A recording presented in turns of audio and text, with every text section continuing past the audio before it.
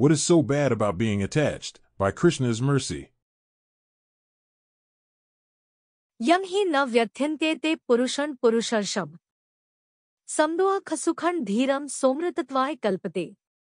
Quote, O best among men, Arjuna, the person who is not disturbed by happiness and distress and is steady in both is certainly eligible for liberation. Lord Krishna, Bhagavad-gita, 2.15. I recently read from His Divine Grace A.C. Bhaktivedanta Swami Prabhupada about the Vaishnava being able to live anywhere. Something about sitting down anywhere, under any conditions, and remaining happy. That is a cool ability, no doubt. I will not argue with the advantage that affords. At the same time, what is so wrong with needing certain things in order to be happy? Sort of like the riders that rock stars are famous for, in asking certain conditions to be met at a concert venue for their appearance to go smoothly. Some people need things around them in order to feel sane. We praise these great acharyas for living the renounced life, for sleeping underneath trees, for barely eating, for having no possessions, and so forth. Okay, that is great for them, but what if I don't want to do that? What is wrong with being attached to family and friends? Should I artificially give stuff up, just to torture myself? I don't see how I'm any worse of a person for wanting to watch a little television at night, for instance. If I want to call up my friend to talk when I'm feeling lonely. If I take joy in the milestones that my child reaches. Do you get what I'm saying? It is simply the way of human society to praise those who make sacrifices. Taking the selfish person on the one side and the renounced person on the other, there is a marked difference in treatment. The one who buys fancy cars, is always partying, who needs a large house, and must travel in luxury elicits envy more than anything. The one who gives their time for others, sacrificing their own comforts, traveling from place to place, not demanding anything from anyone else, they tend to get respect. It is human nature to flow in that direction. I appreciate what others can do that I am not as capable of, especially if it is something I wish I could be doing. The scientific explanation is that attachments lead to rebirth. Plain and simple. No extended explanation necessary. It is like someone who stays stuck in the dream, not wanting to wake up. Someone who wants to stay in the mood of the film they just watched. A child who wants to stay in the sand, to play day after day. At some point we have to grow up. Spiritual life is like finally growing up after many lifetimes spent in ignorance.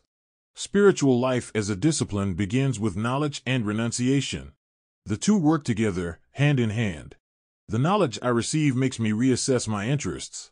Through renunciation I am better able to accept knowledge, which descends from a chain of teachers. कर्मेंद्रियाणि संयम्य य आस्ते मनसा स्मरन् इंद्रियार्थान् विमूढात्मा मिथ्याचारः स उच्यते. Quote, one who restrains the senses and organs of action, but whose mind dwells on sense objects, certainly deludes himself and is called a pretender. Lord Krishna, Bhagavad-gita, 3.6. If I have a choice in the matter, wouldn't I want a way of life that creates the ability to be happy anywhere? Wouldn't it be better to be free of an addiction? Isn't it beneficial to remain in a peaceful state, no matter what else is going on around me? At the end of the day, spiritual life is for feeling pleasure. It should bring ananda. It should make me happy. It should be a decision that I do not regret later on. Rather, saintly people think that whenever they finally did decide to become serious about the true purpose of the human, so much time had already been wasted. बहुना जन्मना मन्ते ज्ञानवान् मा प्रपद्यते वासुदेवः सर्वम् इति स महात्मा सुदुर्लभः. Quote, after many births and deaths, he who is actually in knowledge surrenders unto me, knowing me to be the cause of all causes and all that is. Such a great soul is very rare. Lord Krishna, Bhagavad-gita, 7.19. The poor person is suffering. The rich person is suffering. The man experiences a decent amount of happiness. The same for the woman. These things fluctuate, like the changing of seasons, but spiritual life is for finding a higher taste. That taste is not far in proximity. The source of pleasure, Rama, is already within me. विश्या विनिवर्तन्ते निराहारस्य देहिना रसवर्जन रसोपे अस्य परं दृष्ट्वा निवर्तते. Quote, the embodied soul may be restricted from sense enjoyment, though the taste for sense objects remains. But, ceasing such engagements by experiencing a higher taste, he is fixed in consciousness. Lord Krishna, Bhagavad-gita, 2.59. I merely require a change in consciousness. That is why Bhakti Yoga translates well to the concept known as Krishna consciousness. A person in Krishna consciousness, the Vaishnava, can be happy in any situation precisely because they are always connected to the Supreme Consciousness, which never leaves them. In closing,